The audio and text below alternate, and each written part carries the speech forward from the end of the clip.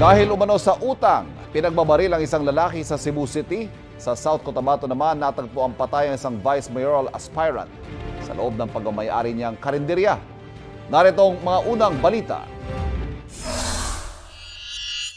Sa loob ng kusina ng kanyang karinderya, natagpo ang patay ang dating kapitan ng Barangay Bukay Pait sa Tantangan, South Cotabato.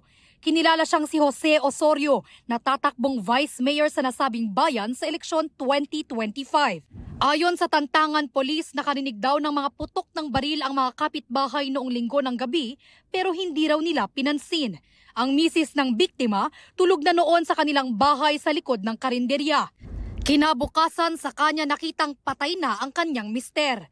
Ayon sa pulisya, personal grudge ang isa sa mga tinitignang anggulo sa krimen.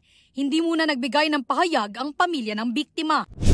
Sa Cebu City, patay ang isang lalaking 45 taong gulang matapos pagbabarilin umano ng inutangan niyang kapitbahay. Ayon sa pulisya, 400 pesos ang inutang ng biktima sa 18 taong gulang niyang kapitbahay. Nang malamang nanalo sa online game ang biktima, agad pinuntahan ng suspect ang kanyang bahay pero wala noon ang biktima. Binalikan ng suspect ang biktima para maningil ulit pero naubos na raw ang napanalunan niya. Doon na raw pinagbabaril ng suspect ang biktima na tinamaan ng bala sa ulo. Naaresto ang suspect ilang oras makalipas ang krimen. Mahaharap siya sa reklamong murder. Wala siyang pahayag. Sa Nagcarlan, Laguna, patay ang isang lalaking 59 na taong gulang. Nagtamo siya ng mga tama ng bala sa iba't ibang bahagi ng katawan.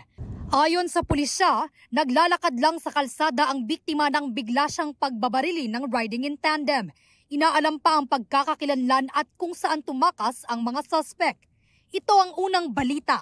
Bea Pinlac para sa GMA Integrated News.